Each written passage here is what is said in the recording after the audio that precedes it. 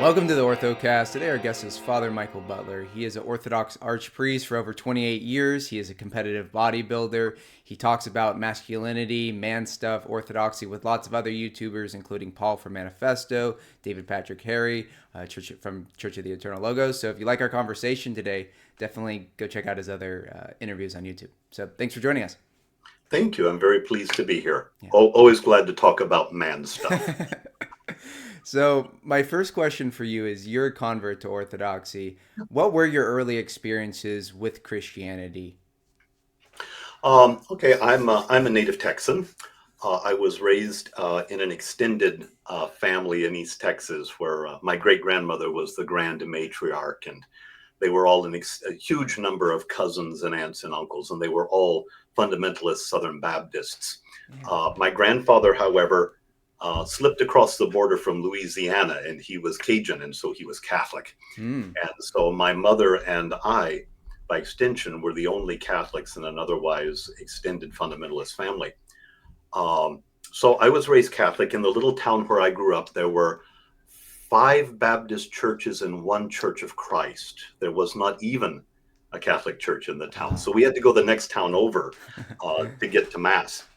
And I remember going and enjoying the church fondly. Um, my daddy died when I was 8 years old, which was the Wow. traumatic event for my childhood and for my life as Yeah. well. And Mama got mad at God and quit going to church. I continued to go to Mass. I enjoyed it. And so either she would take me or someone else would take me to church for a while. And um, Mama said after Dad died that I stuck my nose in a Bible and never took it out. I Wow. don't remember it that way. I don't remember being a particularly religious or overly religious child. I just enjoyed going to Mass and going to church. And, the rest of the family, as I say, was Southern Baptist, whether they practiced or not. So there was a huge amount of biblical literacy when I grew up. And Yeah. I was shipped off routinely every summer to vacation Bible school. I think as much to get out of my mother's hair as as to learn me something religious as well. Yeah. But I remember enjoying them, and friends from the neighborhood went, and friends from school. So it was a very small town, and we all knew each other, and so it was all good. After Dad died, my mother was 28 years old.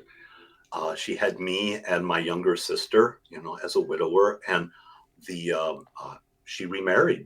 She needed the support, and she didn't want to be alone. And my stepdad and I, we got along okay. We were never really close, but we got along okay.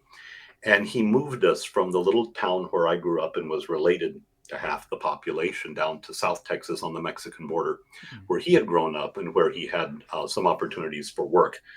I fell into a bad crowd in junior high. I was stealing stuff from the school, got caught, and my mother, even though she wasn't a practicing Catholic, could still lay on a layer of Catholic guilt like nobody else.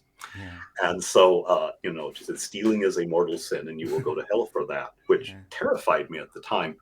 And I went to confession really for the first time in my life. I was 14 years old. It was February the 4th, 1975, 4:55 in the afternoon. And I don't remember the confession, honestly, except I was on the verge of tears. And God bless the priest who was, there hearing my confession. He knew he had a very fragile soul there with him.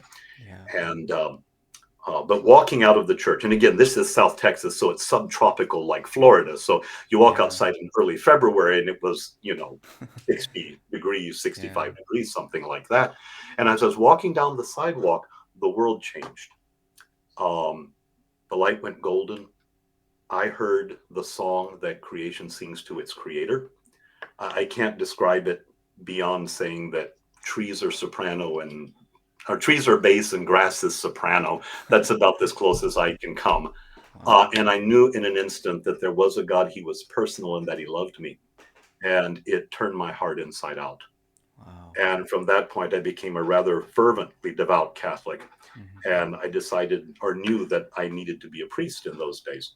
Wow. So from the time I was 15, I knew I had a vocation, or there was a burden on my heart to serve Christ in that way. And here I am, oh, you know, 48 years later, Mm. talking to you, and it was all a result of that one moment on that Wow. sidewalk when I was 14 years old. So I went off to Catholic University, and I thought I would join a religious order. I thought maybe I would join the Capuchin Franciscans, Hmm. and I majored in psychology. And I decided, we got this young hotshot psych professor who just graduated from Duquesne University in Pittsburgh, was teaching. I says, this guy's really great. I love what he's teaching. I'll go get a degree in clinical psychology before I go and join a religious order. Hmm. So I show up in Pittsburgh the summer before my senior year and discover Byzantine Rite Catholic Church. Mm. What is that? We don't have those in Yeah. Texas, Yeah. Yeah. onion domes. If you've ever never been to Pittsburgh, you see you can throw a stone from one onion dome to the next. It's a beautiful town. Yeah. And so I went to Divine Liturgy for the first time in my life, and I was blown away by the worship. Yeah. This is what worship is supposed to be. Because Yeah. I had been like 4 years at Catholic University with guitar masses, Yeah. you know, one more St. Louis Jesuit song or one more John Michael Talbot, after a while they all sound the same. Yeah. And I went back all on fire for this, and could not get enough. Wow. Couldn't find satisfaction. So I wandered into St. Seraphim Cathedral in Dallas one Wednesday evening at Vespers time, and Orthodoxy just captured my heart. Wow. And for me, it was a bitter struggle. I was very well educated in my Catholic faith. Hmm. And I was going to be a Catholic priest. This had been my identity for like 8 years. Yeah. And I really did. I laid awake nights. I laid awake nights for about 6 weeks fighting this. And I finally decided I would follow my heart, and that I would become a catechumen in the Orthodox Church. And I did. Yeah. And I've never looked back. Wow. It's one of the great decisions of my life, and I have never regretted it. And so, that's not to say you should always follow every, inclination of your heart. Yeah. That could probably lead to some bad situations. But Yeah. for me, it worked out okay. Yeah. And so, was it hard to shed any of those like Catholic dogmas since you Oh like, yeah. yeah. Oh yeah. Oh look, I can defend papal primacy and infallibility up one side and down the other to this day. It just, after a while, it didn't matter anymore. It's just, it wasn't relevant, and sort Hmm. of the whole idea just, I know it's important doctrinally. I get that. And if young guys want to spend their time arguing it, okay, up to a point. But after a while, that's not really where my heart lay. Yeah. It wasn't. I didn't have to fight the Catholics for so long Hmm. about every little thing. Like I said, after a while, I just turned my eyes towards Christ, and I think this is true. I never took my eyes off my Lord, and I have always sought to follow Christ. And he just simply led me to Orthodoxy. And that's Wow. the way that I think I'm most comfortable putting it. Yeah. And like I say, just after a while, just these arguments, they just got tiresome, and I sort of outgrew them. Hmm. I do appreciate this little footnote for the younger Orthodox guys and the converts to Orthodoxy that are listening, whom we sometimes call the Ortho Bros. Uh, I have deep love for the Ortho Bros. Why? Because I was one. I was one before there was even the interwebs where we could flame each other in comment boxes, Yeah. social media sites. I was one. God, my love for Orthodoxy, my initial love for Catholicism turned into a bitter hatred. Gosh, I was so mean. I was so hateful and bitter and Hmm. and angry at the Catholic Church. And God bless the people at St. Seraphim Cathedral. I give them great credit for this. They loved me through it, and Archbishop Dmitri refused to allow me to be chrismated until I got past that. Wow. And I was no longer reactive against Catholicism, but was simply loving and positive towards Orthodoxy. Wow. So, thankfully I have a lot of young men coming to the, as you know, I mean, Hmm. the young men are coming out of the woodwork all over America and the world, Yeah. becoming to Orthodoxy. I have more than my share in my own parish. And occasionally they exhibit sort of, excessive zeal or zeal without wisdom. Yeah. And I just tell all the other guys, just don't encourage it, and just love him through it. And when he calms down, and he will, his conversion will deepen, and his motives for coming to Orthodoxy will purify, and then he'll be okay. Yeah. And it seems to be a fruitful path. Yeah.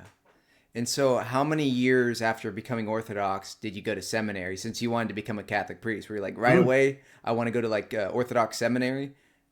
No, actually, I never made it to seminary. Really? To be Wow. perfectly honest, yeah, I went back after I discovered Orthodoxy through visiting in Pittsburgh. Hmm. I decided I really wanted to study theology. Yeah. So I went back to Dallas. I re-enrolled at the University of Dallas in their master's program Hmm. and took a master's degree in theology.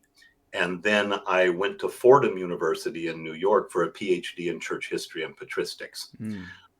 I was one of Father John Meyendorff's last students. Oh wow, Yeah, that's he died amazing. in the middle of chapter 12 of my dissertation. Very Oh bad no. timing. Oh no. But Wow. yeah, so I finished that, and then we went back to Dallas, and by that time I was married. Hmm. Shortly after I decided to become a catechumen, I decided to follow my heart a second time, Hmm.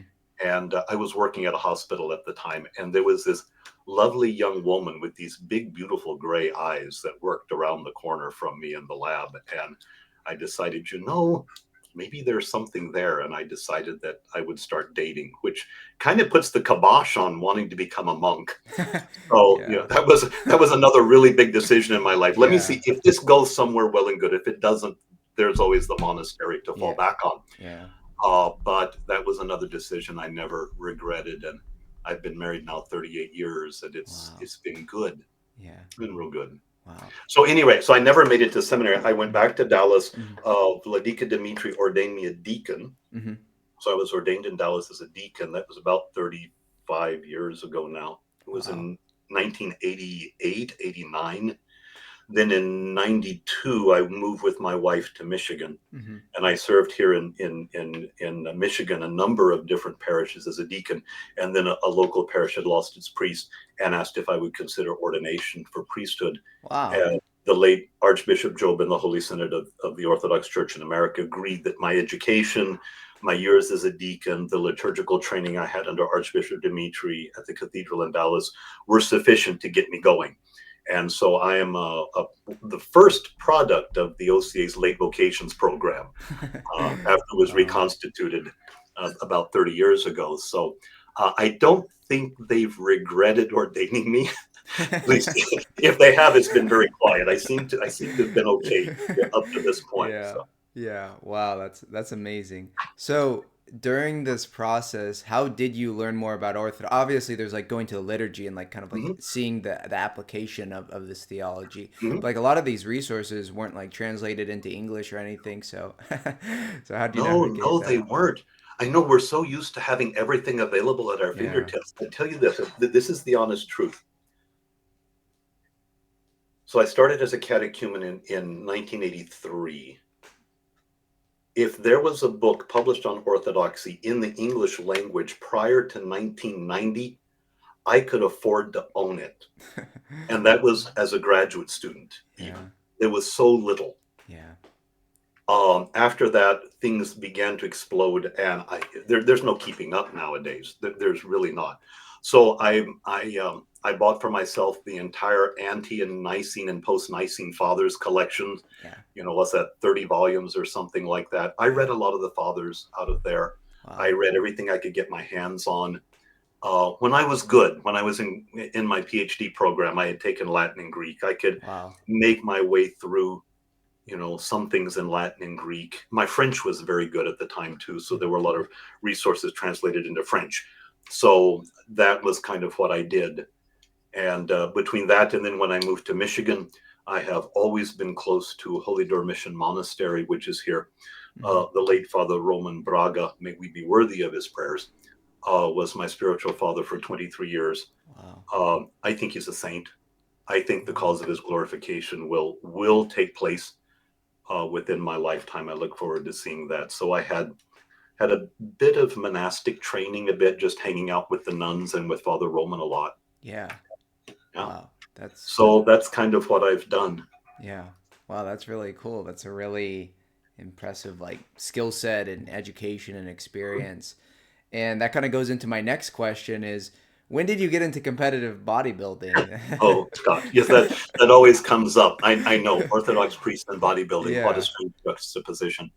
Um, I was 53 years old. Wow. Yeah, I'm very late. Believe me, this is a young man's sport, and sort of the inherent lesson in all of this is don't put off your dreams until you're old. Yeah. Please don't. Um, I I live with a lot of regret. I really do. There were a lot of things in my life that I was afraid to do, ashamed to do, scared to do, didn't think it quite fit my image, or was just too timid to try to do Yeah. until I got older. And then like some things I'm just too old to do and I'll never do. And that's okay. That's okay. I'm sort of reconciled, but there are other things that I really wish I'd stepped out sooner. Yeah. And so it's part of the reason I do the men's work that I do is to try to encourage younger men Hmm. to get their lives in order, to optimize their lives young, and to find a place somewhere for all of their dreams so that they don't end up old and regretful like me. Because I tell you, failure is bitter, but regret is 10 times worse. Yeah. It really is. And okay, maybe not everybody can pursue their dreams or their great vision and make money off of it. But, even if you have to hold down a 9 to 5 to put bread on the table, at least find some place in your life where, you can play your guitar. You may never be a rock star, but make Yeah. sure, you still get to play, and maybe you write a song or two, or you paint, or you learn to code, or whatever it is. But find some place in your life Yeah. where you can honor these things because it really nourishes your heart. So, any rate, I saw, back to the bodybuilding thing. Mm. When I was 8 years old, I saw a Charles Atlas ad in the back of comic books. Mm. I haven't looked at a comic book in years. Are you old enough to have read comic books? Yeah, when I was really young, they were When still you're really sort young. of. Okay. All right. I know this dates me, but there used to be these things called comic books. They're sort of like graphic novels, but they were really cheap and they were churned out by the thousands. And there were ads in the back of them. And one of them was for this little bodybuilding course. There was a cartoon of Wow. a man on the beach getting sand kicked in his face and bullied by some bigger guy. And he decided he wasn't going to put up with that. And so built himself. Well, I decided then that this Charles Atlas guy looked pretty good and I wanted to look like that. Yeah. And I was the fat kid Really? in school. Wow. Yeah, I I was. was. I was the fat kid. I was the kid that was picked last anytime teams were picked in PE when I was in elementary school. I was uncoordinated. I was weak. I was fat. Nobody wanted me on their team. And, I poor self image. Believe me, I had it. And I lost a bit of weight in high school. I lost a little more when I was in college. When my wife was pregnant with my two sons, I sort of gained it back, sympathetic weight gain there. And Yeah. throughout my 30s, my waist kept up with my age, till I was about 40 years old, and I had about a 39 or 40-inch waist. So I was pretty chunky Wow. there. And I was the middle-aged guy who always went to the gym. He was on this elliptical but never lost any fat, who had pump iron and never got any stronger. It's amazing how long you can keep doing the same thing over and over again and expecting different results. Yeah. Clearly crazy. That's the very definition. Yeah. And so finally I decided, I'm tired of this. I was getting old, gray, fat, and ugly. And I decided I had to be old and gray, but I did not have to be fat and ugly. Yeah. And I wanted to do something about this. So I was about 53 years old. And I said to my wife, look, I found this online transformation coach. I want to lose weight. I want to see what good shape I can get in. Look, I've pushed myself academically. I've pushed myself modestly spiritually. I mean, I've sought to follow Christ sincerely. I've pursued academic studies sincerely. I wonder what I can do with my body. Yeah. And she agreed to change what she cooked and to support me in the diet part. And I started losing weight and the muscles started coming on. And I thought, this is really pretty good. Yeah. And then this funny thing happened. I'd lost about 20 pounds. And I noticed that the women in my parish quit giving me so much shit. And the men started giving me more respect. And I said, what is this? Wow. And, I mean, at church, I wear a cassock. Yeah. which hides everything. You can't see Yeah. anything in a casket. So they couldn't see me or that I'd lost weight, maybe just, a little here. Yeah. And it was the change in attitude that I had. Wow. I'm pursuing a goal. I'm winning at it. I'm feeling really good about an accomplishment that I had wanted to do my whole life Yeah. since I was 8 years old. So I'm 53 now. So it's 45 years I wanted to do something and never pursued it. And I was feeling totally awesome about myself. And the self-confidence just came out. Yeah. And that's what people were responding to. It was a total, had I known that, I might have done this decades ago and saved myself a lot of grief. Yeah. Mm-hmm. So I finished with this 12-week transformation. I lost about 14 pounds. And I said, just how far can I push this? It just sort of got bit by this. Okay, what am I going to do? Mm-hmm. I said, I'll do a contest. They have a division Wow. called men's physique. They wear board shorts. I figured I can wear board shorts. This is okay. Waist to my knees. I can do this. Let me see how far I can push it. And I found a coach locally who said to me, well, I can't guarantee you'll win, but I can make sure you look like you belong on stage. And I said, fair, fair. Let's try this. And that year, over the course of 10 months, I lost 40 pounds. I lost 8 inches off my waist. I went from Wow. 23 to 8% body fat. First time in my life I ever saw that I had abs. And I felt fantastic. And all I asked was, please, please don't let me come in dead last. I couldn't stand it if I came in dead last Mm-hmm. because I've been last all my life. Yeah. 5th out of 6. I was not last. Yes. Thank God. Yeah, Wow. thank God. So the competitive bug kind of got me, and I just enjoyed the process. Yeah. Also, I enjoyed the community there. I Mm-hmm. enjoyed the other competitors. I enjoyed their friendship, having common goals, working out with other people, watching their struggles and all, and got Yeah. to be friends with a lot of competitors here in Michigan. And it just continued. So I competed 12 times over the course of 10 years. I went to nationals once, where I did come in dead last, but that's okay. Yeah. And it was a beautiful, beautiful part of my life. I just enjoyed doing it. And it also, maybe this is something y'all don't give a whole lot of thought about, but, being a priest in any Orthodox context, there is a power differential. Mm-hmm. I'm always father. I always wear black. I'm always sort of over here separated, or, I get put up on a pedestal or whatnot. Mm-hmm. And it makes really close, intimate relationships difficult sometimes. Yeah. And, it's hard for me, to take off the collar, to take off the cross, and simply for people to treat me like Mike. Yeah. It's always Father Michael. So to have another community, a group of friends that's completely separated from the church, I found help keep me humble and keep Yeah. me normal so it doesn't always go to my head. Yeah. And they were a great group of friends. So the long and short of it is, I think I'm finally too old to do this foolishness anymore. My last prep was murder, and I felt awful through it, and even my wife complained. So I quit it with the competition, and Mm-hmm. I'm looking to move into judging Oh, contests. nice. Yeah. So it's a way of keeping in touch with the sport, but I don't have to do a diet prep, Yeah. anymore to do that. Yeah.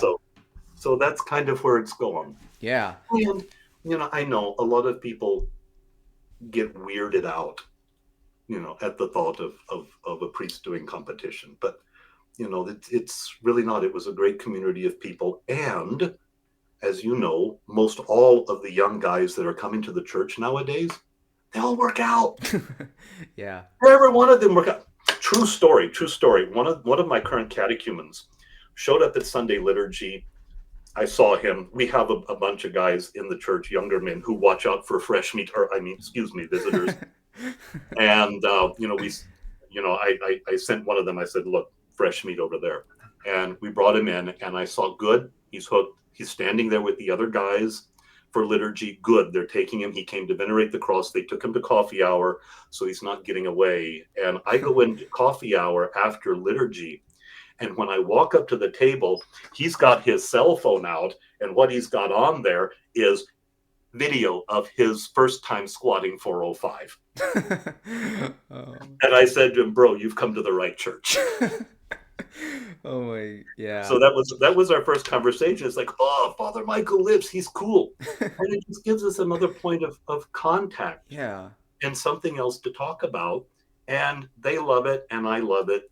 And it's worked out really, really well for the particular demographic of people who are coming to the church nowadays. Yeah. And it's 3/4 men, 3-to-1 men, and most of them are young men under about 30 or 32. Yeah. And it's been absolutely fantastic for me. And I mean, we talk serious lifting. I got competitive power lifters in the parish. I've got guys who do mixed martial arts. I got a black belt in Brazilian jiu-jitsu. And yeah, the fact that I can kind of hang with them and hold my own, uh, great respect. And the old buck is able to show the young bucks a thing or two. Yeah. So, Yeah. but I have my place in the pack.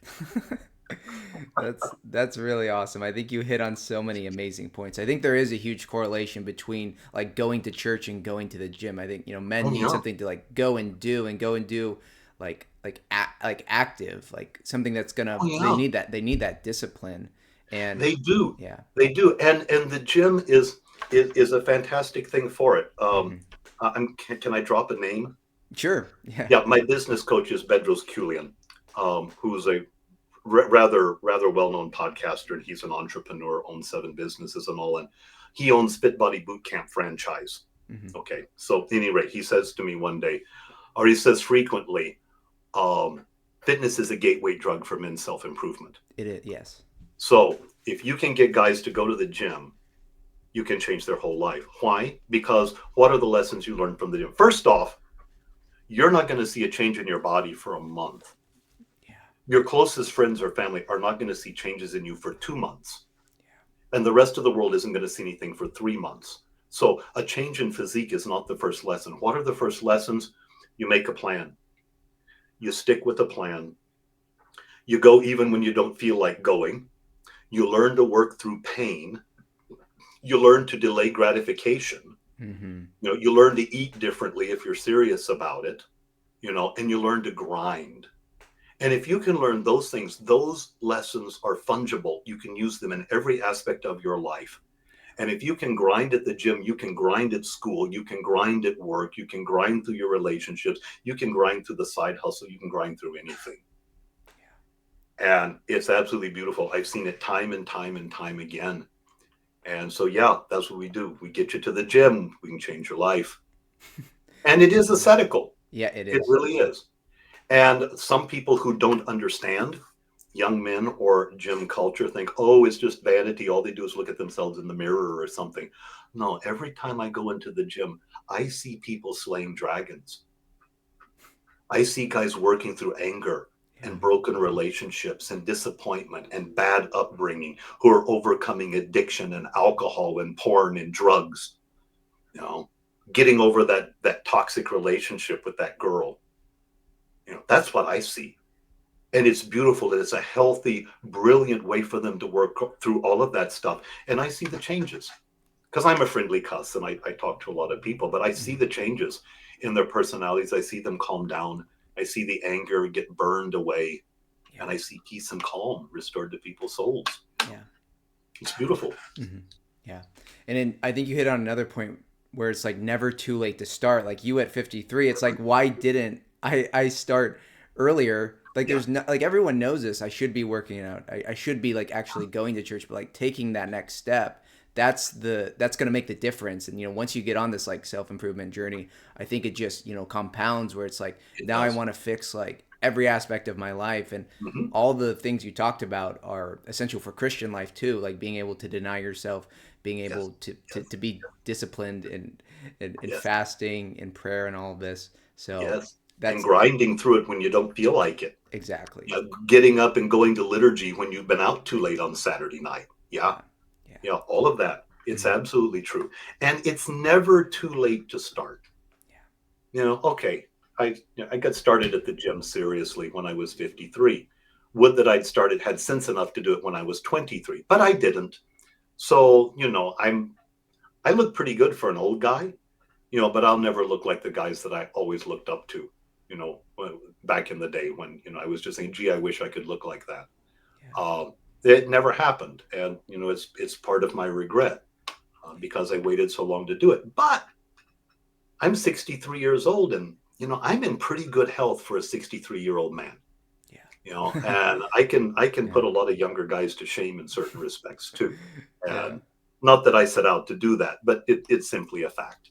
Yeah. So I take care of myself physically, which translates into I take care of my diet. I take care of everything else with as much enthusiasm and zeal. And it's just the same kind of discipline and accomplishment that I try to have in every aspect of my life. You're right. And for men's work, the work that men need to do on themselves, it's really never ending. There's always something else to polish. There's always a new skill. There's always a new level. You can't quit optimizing your life. Yeah. You Exactly. can't, because you want to be the best you can. You want to be the best you can for Christ. Yes. You want to be the best you can for your wife or for your kids. I want to be the best I can for my congregation.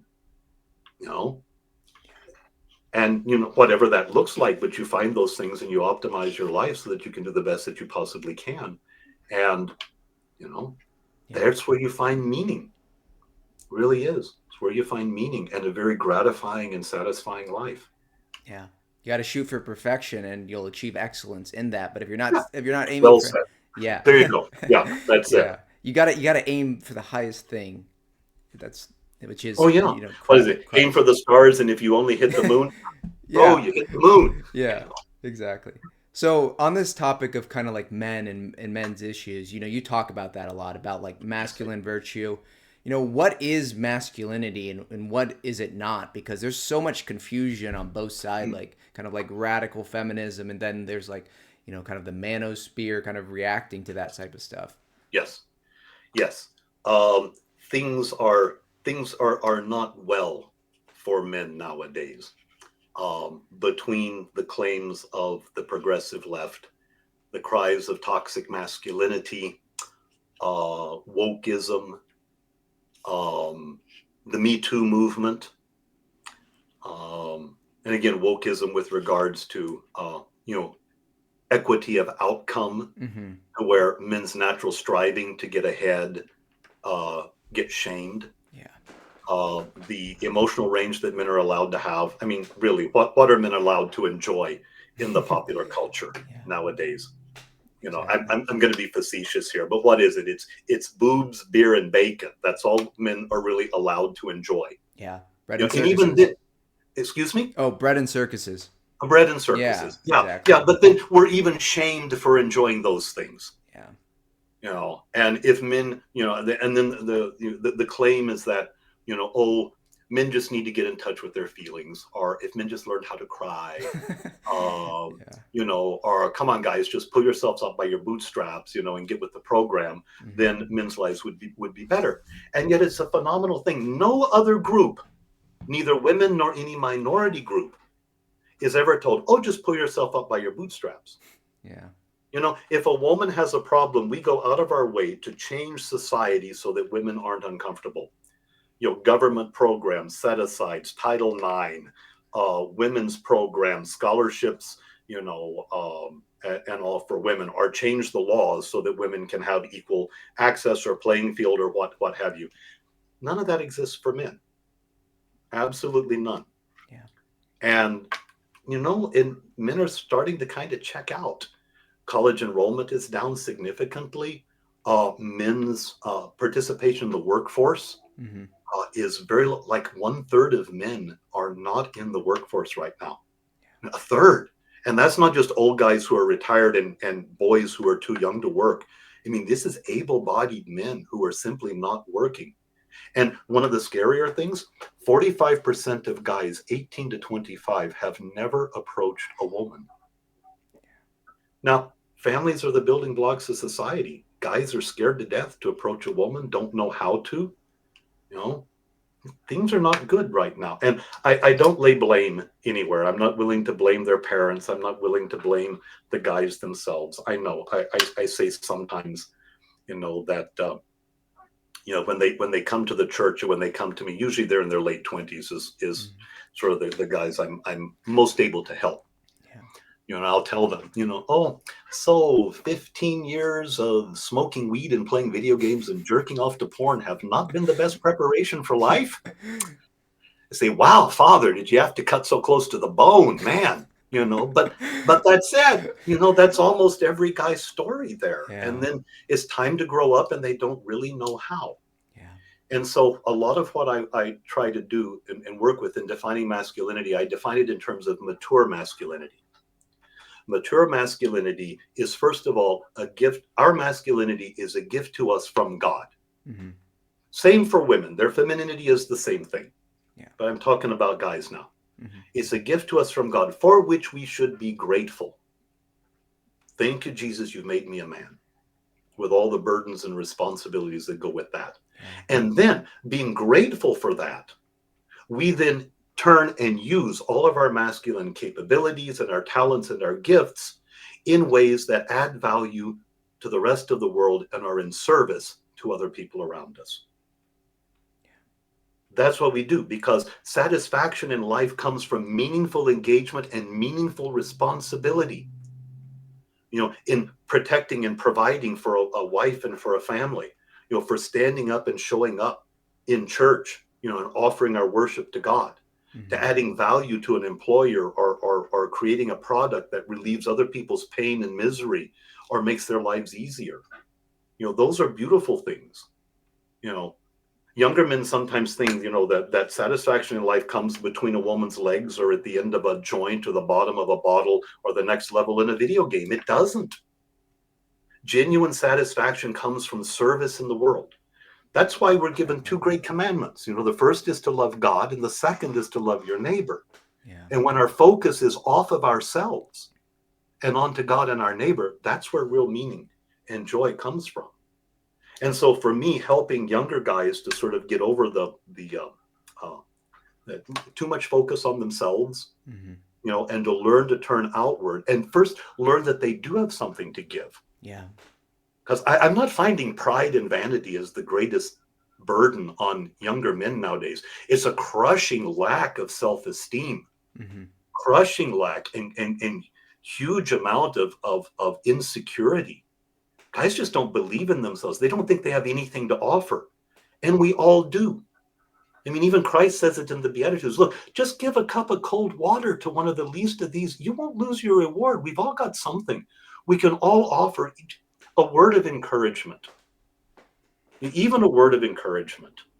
Yeah. And I'll tell this, I say this often, especially for younger guys who think, oh, well, Father Michael, that's easy for you. You're an old gray beard, you got wisdom. Yeah, you can be encouraging to other people, and do that. Yeah, I can fulfill the grandpa role, and I play it up in my social media. Okay, I get that.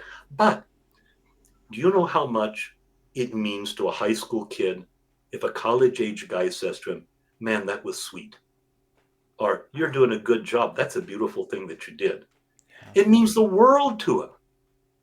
What does it cost the college age guy? Nothing. Yeah. But it can make all the difference in the world to some high school guy, that someone believes in him, notices what he's doing, has a word of encouragement, a word of appreciation. Come on, we guys don't get enough of that kind of stuff.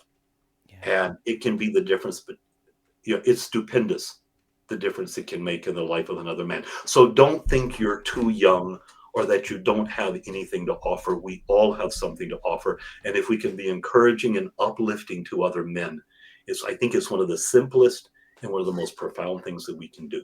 Yeah, that's beautiful advice. Men need to build each other up by going to the gym, by going to church, by having something to feel confident about. Because, like you're talking No. about, it is an esteem thing. I mean, I struggled with that before I was a Christian. It's just like just playing video games all day. That's nothing to be like proud of. And so when I like cut video games out, I'm like, okay, what should a Christian do with their time? And I started like volunteering at a local food bank, and I'm like, it made me feel better about myself and like being Mhm. being around other people, because it's like you're doing something giving, Yes. outward. Yeah. And also, and when you get rid of like video games and these things that waste your times. You can focus on volunteering. You can focus on your job. You can focus Yeah. on college. That's another thing is a lot of men aren't going to college because there's all these like gurus who are saying, oh, don't go to college, just like start your own business. And it's like, why not both? You can go to college and work at your own business. And this kind of retreatism, like, oh, everything is woke and bad, and so I can't go to college. Like, I think that's not good. Like, we should embrace these. You should go to You college. can. And there are, I think men showing up that there are a variety of options for men, I Yeah, think is a good thing. Not everybody needs to go to college. yeah, You need a professional degree, um, engineer, STEM, any sort of STEM work in healthcare or medicine. hmm, Those are stupendous jobs. yeah, IT, yeah, you got to go. yeah, If you can go and not amass $100,000 worth of debt, hmm. even better. Yeah, Because I think that's part of it, and that's part hmm, of the trouble I see with like guys in their late 20s and early 30s. They're ready to grow up. They know hmm, they need to be an adult. They want a relationship with a woman. They're ready to step up and be mature, but they got $80,000 in college debt. They're in, even if they have a great degree and a great job, they're sort of stuck in entry level wages. yeah. you know it's really tough. It's It really is. tough for guys out there. Did you know this is terrifying statistic? For the first time in American history, a 30-year-old man today is not doing better than his dad was when his dad was 30 years old. Yeah, and This that's first time in history this yeah. is this has happened. Hmm. 30-year-olds today are worse off than their dads were when their dads were 30. And Exactly. that's scary. Yeah. I mean, I got two sons who both bought houses in the last year. And what they paid for houses, yikes. Yeah, it's crazy. It is crazy. They managed to do it, but it's certainly not easy. And it's, you know, God bless them. It's not my place to talk about my kids here, Yeah, but I appreciate the difficulty that young men have. yeah, And definitely. there's a lot stacked against them. But you know, it's always been bad in one way or the other, and sort of defeatism, or what they call it now, black pillism, I Yeah. guess if you will. It doesn't serve anybody, and it doesn't serve you either. Okay, so it's a rough row to hoe. All right, but get at it, and take it on little by little, and you'll do okay. But get out there and make something of yourself and add something to the world. And it's a beautiful thing. Yeah, exactly. Just sitting around complaining about it or just kind of making yourself more black pilled by just going on Twitter and like looking at all this depressing stuff Yes, it's yes. not going to fix your problems. Like you got to at least try. You have to at least make an effort. And maybe, yeah, that we do have the odds stacked against us and it is going to be hard, but you're really never going to succeed if you don't even try. So Exactly. that's the biggest step. And with a decent plan. And again, a little grit and a little grind, learning how to grind. And it's hard, but it's not impossible. Yeah. And some of the best advice that I found in sort of the self-development or in self-help literature, it's that 1% a day. It's those small incremental gains. Yes. So, okay, learn a little today.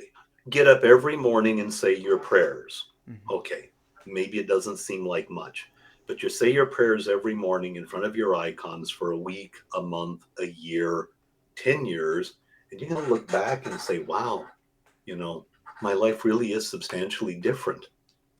And so, what do they say? How do you eat an elephant? One bite at a time. So Yeah. figure out where you want to go. Oh, and maybe someone hasn't figured this out. You say, you have a vision for your life, or there's something you want to do, and you say, oh, I want to do that. Oh, there's no way I can do it because this is in the way, and that's in the way, and these people are against. Bro, those are just the steps you need to take in order to get there. So rather than seeing them as obstacles, Hmm. see them as the challenges that you need to attain your goal. It's just a mental flip. And you Exactly. can do that and just find the easiest one and take care of it and lay it aside. Do the next one and lay it aside. You'll be surprised at what you can do. Yeah. I have faith in you. I really do. I have faith. I have faith Yeah. I have faith in all young men, Yeah. to do stuff. There is such huge potential there. God's grace is there to help us as well. There's no reason not to, Yeah. not to, as you said, aim for the stars. Hmm. Let's just go as big as we can and see where we land. Yeah. I think you only truly lose when you give up, because if Exactly. if you wake up and you're motivated to do this, yeah, you're gonna fall a bunch, but you're still like, if that's still your goal, eventually you'll hopefully achieve it because you're not giving up. So it's only a matter of time. Exactly. Someone asked one of the old men of the desert, "What do you do in the monastery all day?" He said, "We fall down and get up. We fall down and get up. We fall Yeah. down and get up again." And that's it. That's the teaching of all the holy fathers. The devil throws us, repent immediately, get right back up and get into the fight. We don't fail until we quit. Yeah. And we always be on our feet. We always be fighting. We always be moving forward. And that's it. Yeah. God will reward us for that. Yeah. And this goes into my last question is, what do you think the future for Orthodoxy in America is? I think we've got so much potential because it's like kind of been this like best kept secret, and now people are like finding out about it. And we have all these great voices online that talk about not only good theology and like the meaning of like Christian life, but also like men's issues like this, or like how to get your Mhm. life together. Yeah, yeah, I know social media is always kind of a mixed bag. Yeah. It's like many things, it's a tool. So we can use it for good, we can use it for evil. Um, I think it has great potential myself. Otherwise, I wouldn't be on social media myself as Yeah. much as I am. And um, it ain't going away. So learn how to use it in a way that encourages people, that brings them closer to Christ. Use it in a way that it's a positive tool for the church and the growth of the church rather than a negative thing. And here, I don't know quite who all your audience is, but I tell you what, guys, if all you're doing is engaging in flame wars on social media, you will be responsible before the throne, the dreadful judgment seat of Christ, for all of the souls that you turn away from Christ by your hateful and obnoxious presentation of the faith. I hope that scares you into good behavior, because that's one of the most common complaints I hear. The Orthodox are the most hateful, angry people online. Trying to talk with and we're just so reactive, and we just explode, Yeah. and it's not a good witness. And just guys, don't do that. Yeah. Be humble. A little humility, and ask a question rather than attack somebody else. Yeah. Have you considered this, maybe? Yeah. Rather than you're wrong, you're wrong. Yeah, yeah. I think that's the best advice. That's everything I've been trying to work on too. Is like trying to have the most orthodox approach about like how we talk to other people, and not just trying to like bat people over the head with we're right. Doing it with the orthodox spirit. That's Yeah, yeah. with That's my love and favorite. with love and a bit of humility. Look, it's the way when people come to the church. All of the converts that I have, I learned this is a real good approach.